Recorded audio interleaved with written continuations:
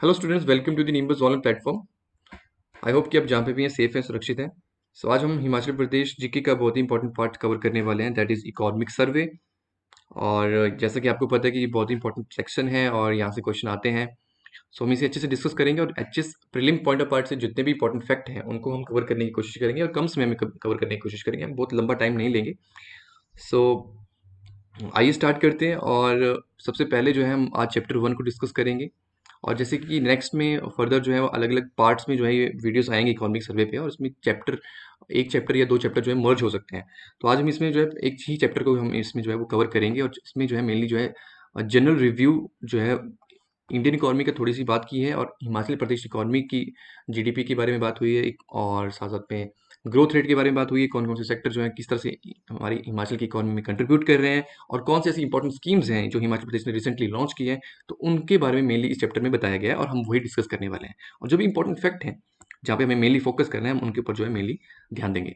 देखिए, Indian economy की अगर हम बात करते हैं, अब थोड़ा सा अगर इंडियन इकोनॉमी की बात करें तो देखिए, जीडीपी जो कांस्टेंट प्राइसेस पे है, gross domestic production at constant prices 1819 की बात करते हैं, वो 140 लाख करोड़ थी, और जो कि 1920 में बढ़कर 145 लाख करोड़ हो गई।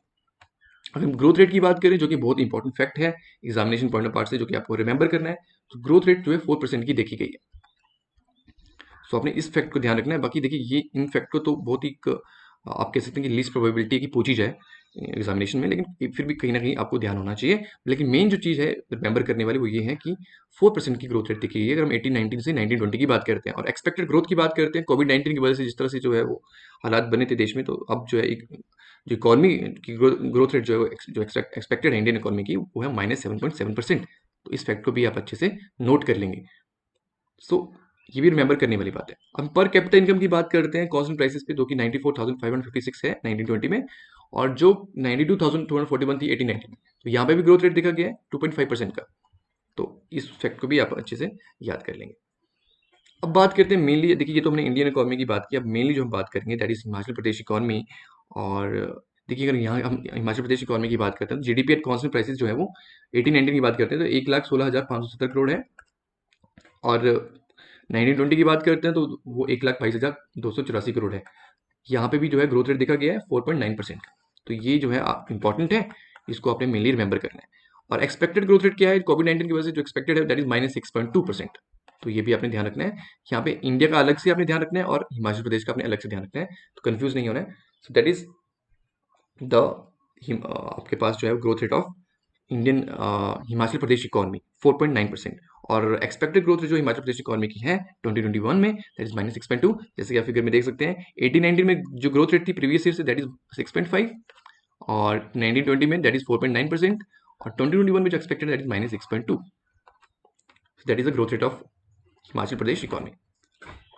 आगे बात करते हैं। देखिए, these are the key indicators, यहाँ पे जो मेनली फोकस करना है, जैसे कि मैंने अभी पीछे जो फैक्ट आपको बताए वही फैक्ट हैं। देखिए, जीडीपी की यहाँ पे मैंने करंट प्राइसेस के जो है वो फैक्ट बताया हुआ है, इतना ध्यान देने की जरूरत नहीं है। कांस्टेंट प्राइसेस पे जैसे कि मैंने बताया कि ये फैक्ट है, तो यहाँ पे भी आप जो है वो थोड़ा बहुत ध्यान रखेंगे।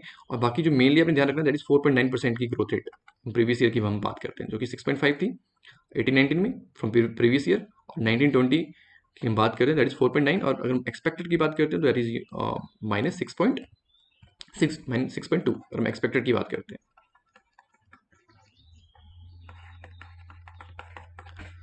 और देखिए, फूड ग्रेन प्रोडक्शन, देखिए ये भी लीस्ट प्रोबेबल है पूछा जाए, लेकिन फिर भी कहीं ना कहीं ध्यान रखना है आपने कि 1920 में जो फूड ग्रेन प्रोडक्शन हुई है दैट इज 15.94 लाख टन। और यहाँ पे देखिए, अगर प्रीवियस ईयर की बात करते हैं तो इसमें नेगेटिव ग्रोथ देखी गई -5.8। ध्यान रखेंगे इसका आपने। 16.92 लाख था अगर 1819 की बात करते हैं, और जो कि घट के 15.94 रह गया, तो यहाँ पे -5.8% का नेगेटिव ग्रोथ देखा गया है। तो आपने ये ध्यान रखना है। फ्रूट प्रोडक्शन की बात करते हैं तो वहाँ पे जो है बिल्कुल अपोजिट है, बहुत ही अच्छी ग्रोथ रेट देखी गई है। अगर प्रीवियस ईयर की बात करते हैं, देखिए ये 4.95 था अगर हम 1819 की बात करते हैं, और 1920 में ये 8.45 लाख जो है टन फ्रूट प्रोडक्शन हुई है, और जो कि 70.7% का इसमें ग्रोथ रेट देखा गया है। तो ये भी इंपॉर्टेंट फैक्ट है, कहीं ना कहीं जो परसेंटेज ग्रोथ के हैं ये आपने सारे ध्यान रखने हैं। और बाकी देखिए, यहाँ gross value added from the industrial sector, अगर हम जीवी की बात करते हैं, यहाँ पे भी आप हल्का सा इनफैक्ट के बारे में आप हल्का सा ध्यान दीजिएगा। बाकी मेनली आपने जो ध्यान देना है यहाँ पे 0.03% की ग्रोथ रेट जो है देखी गई है, बस इतना ध्यान रखना है। फिर भी बहुत ज़्यादा फोकस करने की जरूरत नहीं है। इलेक्ट्रिसिटी जनरेशन की बात करते हैं तो ये इंपॉर्टेंट है, आप ध्यान रखना है कि हमने जो 1920 में कितना मिलियन यूनिट हमने इलेक्ट्रिसिटी जो है जनरेट हुआ है, दैट इज 2246 मिलियन यूनिट्स, ये आपने ध्यान रखना है। और बाकी कितनी ग्रोथ रेट है, दैट इज 14.86% की ग्रोथ रेट जो है देखी गई है अगर हम इलेक्ट्रिसिटी जनरेशन की बात करते हैं।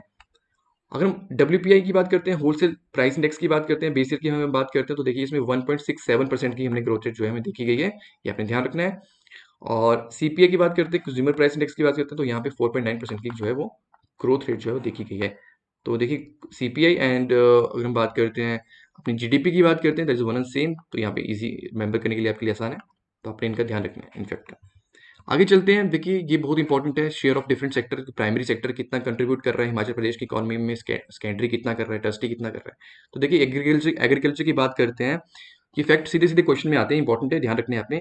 1950-51 की बात करते हैं तो ये 57.9% कंट्रीब्यूट करता था एग्रीकल्चर सेक्टर, जो कि प्राइमरी सेक्टर है आपका। अब जो है अगर 2019-20 की बात करते हैं तो ये 10.5% जो है कंट्रीब्यूट करता है, ये फैक्ट आपने ध्यान रखना है, दैट इज इंपॉर्टेंट।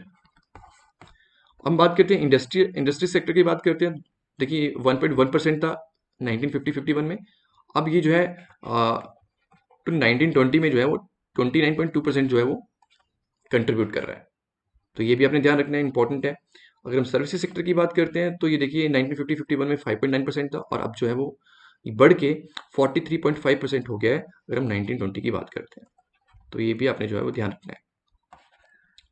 तो ये फैक्ट इंपॉर्टेंट है, स्पेसिफिकली आपने अच्छे से इनको रिमेंबर करना है। आगे बात करते हैं टूरिज्म सेक्टर की बात करते हैं, तो देखिए कोविड-19 की वजह से टूरिज्म सेक्टर पे बहुत ही जो है वो आप ये कह सकते हैं कि नेगेटिव ग्रोथ देखी गई है, 81% की जो है यहाँ पे जो है वो ग्रोथ रेट देखी गई है। देखिए ये एक ऐसा सेक्टर है, देखिए कोविड-19 की वजह से लॉकडाउन जब हुआ तो इस सेक्टर पे तो वैसे भी जो था इफेक्ट पड़ना ही था, तो इसलिए आप देख सकते हैं कि देखिए 2019 में ये टेबल दिया गया है, 19 में 172 लाख जो है टूरिस्ट ने ट्रैवल किया था, और हम 2020 की बात करते हैं तो यहाँ पे सिर्फ 32 लाख लोगों ने जो है हिमाचल प्रदेश में ट्रैवल किया है, इतने ही टूरिस्ट जो है वो आए हैं। तो यहाँ पे अगर हम बात करते हैं फ्रॉम प्रीवियस ईयर, तो -81% नेगेटिव ग्रोथ इन टूरिज्म।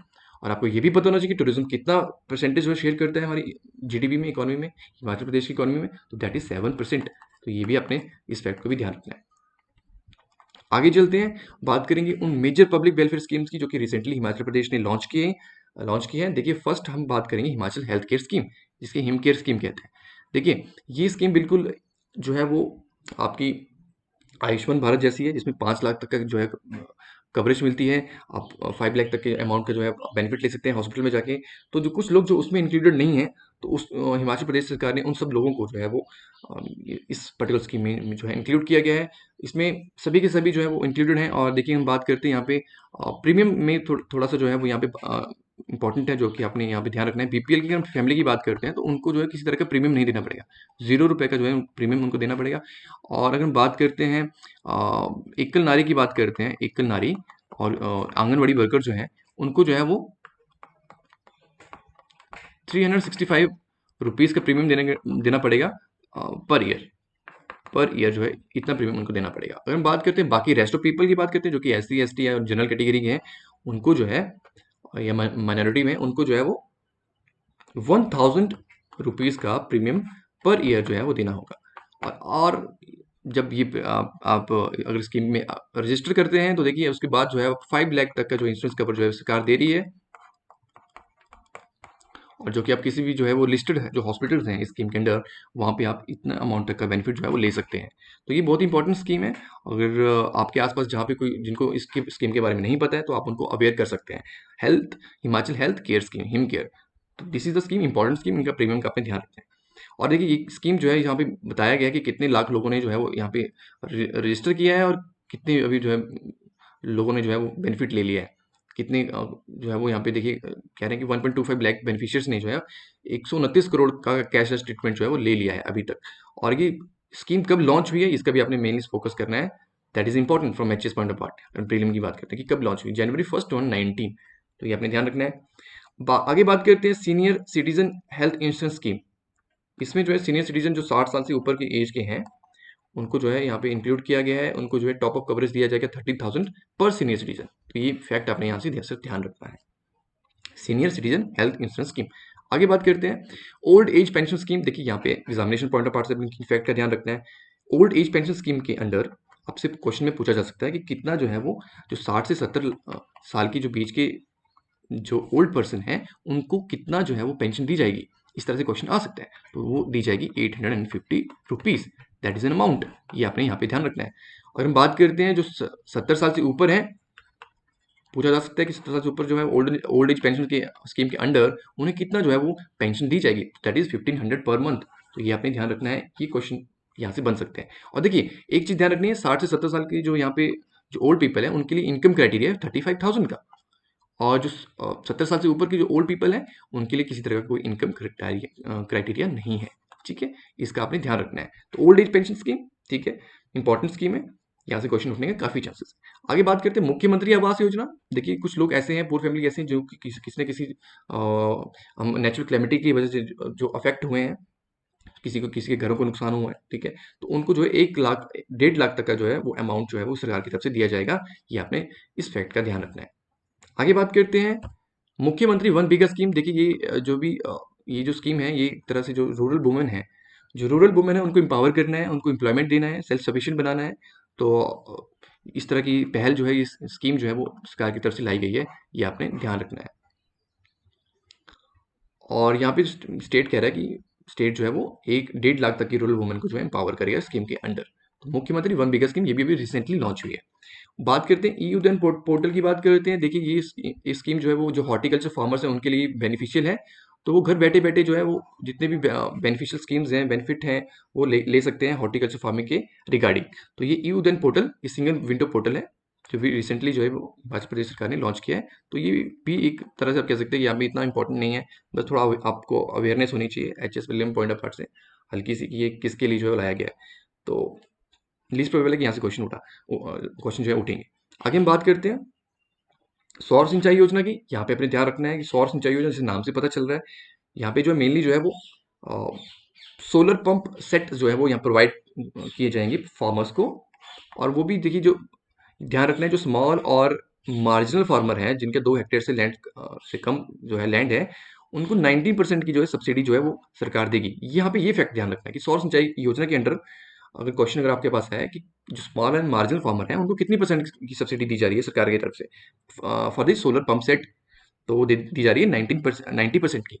और अगर हम बात करते हैं मीडियम और बिग फार्मर की बात करते हैं जिनके 2 हेक्टेयर से जो है वो ऊपर है लैंड है, तो उनको जो सब्सिडी दी जा रही है वो दी जा रही है 80% सब्सिडी। तो अपने मेनली ये फैक्ट जो है वो अपने ध्यान रखने हैं। आगे बात करते हैं मुख्यमंत्री शहरी आजीविका गारंटी योजना। देखिए बिल्कुल मनरेगा की तरह, जो कि मनरेगा जैसे जो है वो आपके पास रूरल लोगों को जो है वो एम्प्लॉयमेंट देता है, एम्प्लॉयमेंट गारंटी देता है, वैसे ही जो है ये अर्बन लोगों को, ये स्कीम जो है अर्बन लोगों को एम्प्लॉयमेंट गारंटी देगी फॉर 120 डेज। बस आपने इतना ही ध्यान रखना है। आगे बात करते हैं अटल वर्दी योजना की। देखिए यहाँ पे जो है सरकार की तरफ से जो स्टूडेंट हैं क्लास 1 टू 12 उनको जो है फ्री यूनिफॉर्म दे रहे हैं, 2 पेयर दे रहे हैं, फ्री यूनिफॉर्म जो दी जा रही है और फ्री बैग्स भी दिए जा रहे हैं। फ्री बैग जो है आप कह सकते हैं 1st क्लास 6th क्लास और 9th क्लास के बच्चों को फ्री बैग भी दिए जा रहे हैं। तो इसका भी थोड़ा बहुत आप ध्यान रखेंगे, यहाँ पे एग्जामिनेशन के पॉइंट ऑफ व्यू से बहुत ही कम चांसेस है कुछ पूछा जाए। बाकी बात करते हैं गृहिणी सुविधा योजना। क्वेश्चन आ सकता है कि गृहिणी सुविधा योजना किससे कनेक्टेड है, तो देखिए ये गैस कनेक्शन से कनेक्टेड है। तो ये आप मेनली आपने यहाँ पे ध्यान रखना है, गैस कनेक्शन। यहाँ पे मेनली जो है वुमेन को जो है वो एक क्लीन इन्वायरमेंट जो है वो प्रोवाइड करना है, पोल्यूशन फ्री इन्वायरमेंट जो है देना है, और गैस कनेक्शन जो है अवेल कराने हैं। तो ये भी स्कीम जो है रिसेंटली लाई गई है। आगे चलते हैं मेधा प्रोत्साहन योजना। देखिए इसका ध्यान रखेंगे, इसमें अगर क्वेश्चन है तो कितना अमाउंट जो है वो सरकार की तरफ से मिल रहा है वो आपने ध्यान रखना है। तो मेधा प्रोत्साहन योजना देखिए जो भी मेरिटोरियस स्टूडेंट हैं, जो भी इनकी टर्म्स एंड कंडीशन है स्कीम के अंडर, जो भी मेरिटोरियस स्टूडेंट हैं उनको जो है 1 लाख तक की जो है वो अमाउंट मिलेगा, असिस्टेंस मिलेगी अगर वो कोचिंग लेना चाहते हैं किसी भी कोचिंग सेंटर में। देखिए अगर वो कोचिंग लेना चाहते हैं यूपीएससी के रिगार्डिंग, पीएससी के रिगार्डिंग, बैंकिंग के रिगार्डिंग, या फिर कोई अन्य जो गवर्नमेंट एग्जाम्स हैं उनके लिए अगर आप कोचिंग लेना चाहते हैं स्टेट में या आउट ऑफ द स्टेट, तो सरकार की तरफ से 1 लाख तक का जो है वो असिस्टेंस मिलेगी। ये इंपॉर्टेंट है, ये आपने ध्यान रखना है। मेधा प्रोत्साहन योजना, और हो सकता है आप में से भी जो है ऐसे होंगे जो इस पर्टिकुलर स्कीम का अवेल कर सकते हैं। सो अगर आप इस पर्टिकुलर स्कीम का फायदा उठा सकते हैं तो आप उठाइए, और बाकी अगर जो इस स्कीम के रिगार्डिंग कुछ किसी को अवेयरनेस नहीं है तो आप उनको भी अवेयर कर सकते हैं। मेधा प्रोत्साहन योजना। आगे बात करते हैं मुख्यमंत्री स्वावलंबन योजना।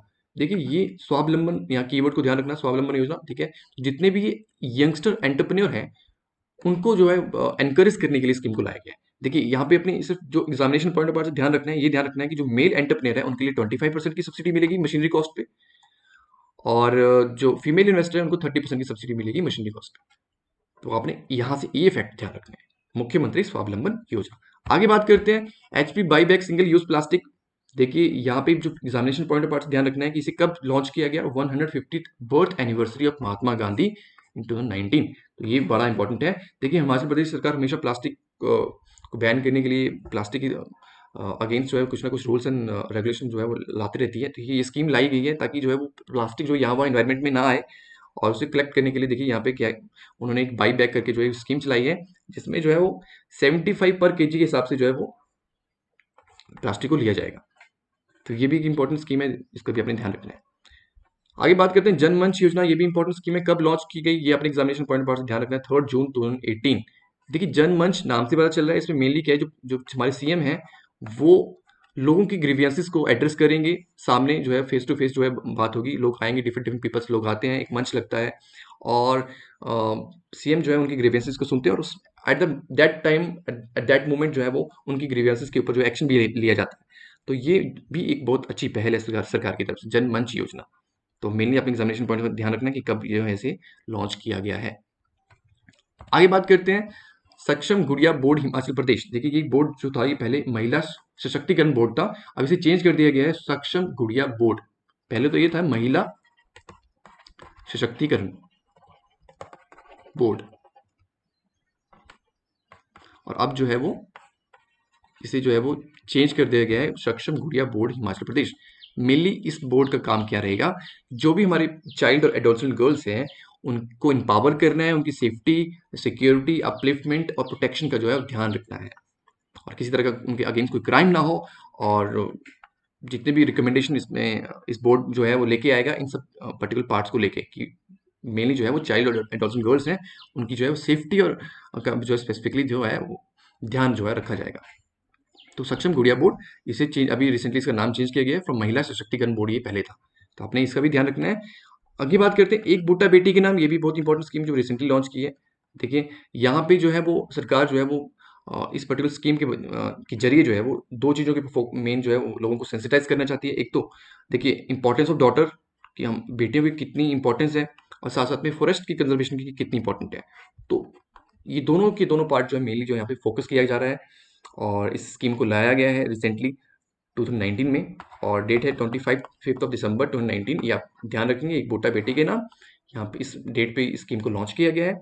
इसमें जो है सरकार जो है जहाँ पे भी बेटी पैदा होती है वहाँ पे जो है 5 पौधे जो है वो 5 प्लांट जो है वो देती है, और साथ में किट भी प्रोवाइड करती है।